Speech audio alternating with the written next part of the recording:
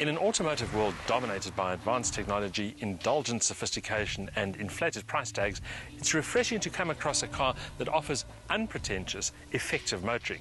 It's exactly those attributes, together with space, comfort and value for money, that made the Chevrolet brand great in the 1960s and the 1970s. The Chevrolet Cruze brings those talents into the 21st century. Of course, a lot has changed since those heady Chevrolet days of Brifless, rugby and sunny skies. Many of the models now wearing the bow tie badge are sourced from General Motors' owned Daewoo in Korea, which has allowed the Chev brand to move rapidly from those big and brutal chrome-drenched machines of 40 years ago to smaller, more agile and, above all, more affordable machines like the Cruze. Originally launched locally in sedan form, the Cruze lineup has now been joined by a hatchback version, perhaps in an effort to attract a younger and sportier motoring audience. The Cruze Hatch is an attractive enough car, but it struggles to find its own identity, and that's mainly because the design is simply too generic. In fact, you'll see a mishmash of influences reflected in its bulbous shape. The front is by far the most dominant feature here, with that bold bow tie badge on the crossbar, which of course emphasizes the car's brand identity.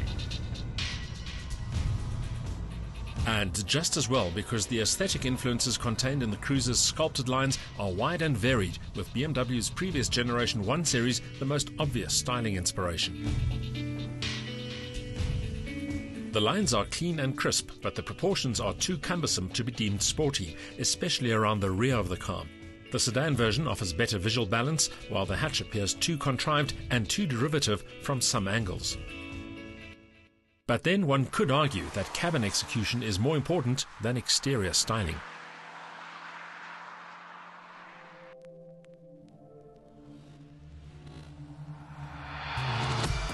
Arguably one of the highlights of the Chev Cruze is the interior. It exudes a sense of space and luxury which is quite unusual for a car in this category. Part of the reason, of course, the leather upholstery, also a fully equipped interior and decent ergonomics. The only exception to the rule here, this vast display of plastic on the dashboard, which doesn't fit in with the sense of tactile quality which permeates the rest of the cabin. Mostly though, the Cruze interior is a pleasing and comfortable space to spend time in. The list of standard features is impressive, especially given the hatchback's price positioning, and there's a reassuring robustness to the execution that promises both reliability and longevity.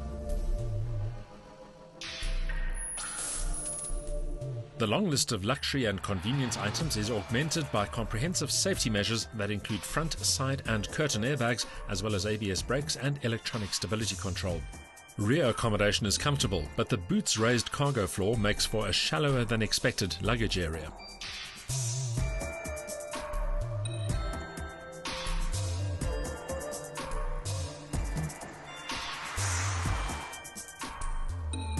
As its 1.8 LS designation suggests, this Cruze is powered by a 1.8-litre four-cylinder engine producing 104 kilowatt of maximum power and 176 newton-meters of torque.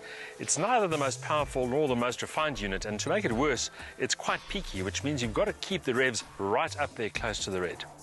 Of course, the effect is even more pronounced at high-felt altitudes, which means that the Cruze never feels as eager as its engine output figures promise.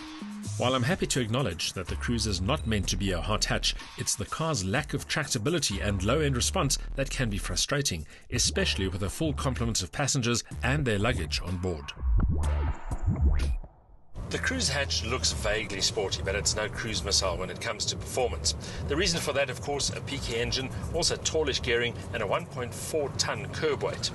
Remember, therefore, that this car is going to be adequate only as far as dynamics are concerned, and if you want to go quickly, you have to truly thrash this car, keep it in the red at all times. As far as the handling is concerned, pretty sure-footed, a little bit stodgy, I suppose, and the steering could do with a little bit more feedback, just to add a bit of entertainment to the process. But let's not forget that the Cruze is a family hatchback, with its sights set firmly on offering space, comfort and value. For most would-be buyers, the dynamics and handling will be acceptable, and from both a commuting and a long-distance travel perspective, the Chev delivers a pleasant motoring experience. In a petrol-head-driven market like the South African one, it's the fast and the fancy cars that hog the limelight. But in real terms, mass-market products are what keep the wheels of the industry turning. And this Chev Cruze Hatchback is a perfect example. It offers a nicely balanced, honest package of adequate dynamics and a full house interior. But of course, it's neither swift nor sexy. Still, what it does offer is bang for the buck, and these days, that might be the most important attribute of all.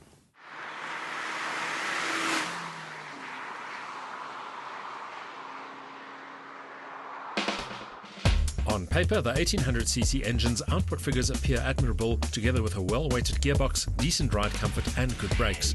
A full-house cabin and high safety levels add further appeal, but in practice, the peaky engine compromises response while the boot looks shallower than its claimed capacity suggests.